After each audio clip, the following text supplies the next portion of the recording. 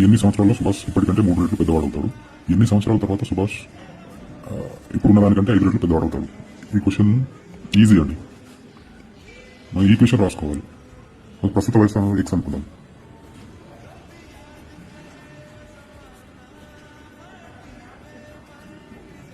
X అనుకుందాం. ఇప్పుడు condition చూద్దాం. ఎన్ని సంవత్సరాల తర్వాత 3 రెట్లు అవుతాడంట?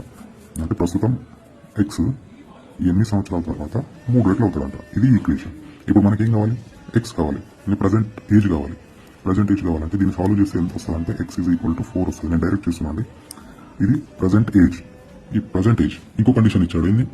ఎన్ని సంవత్సరాల తర్వాత సుభాష్ 5 రెట్లు పెద్దవాడు అవుతాడు?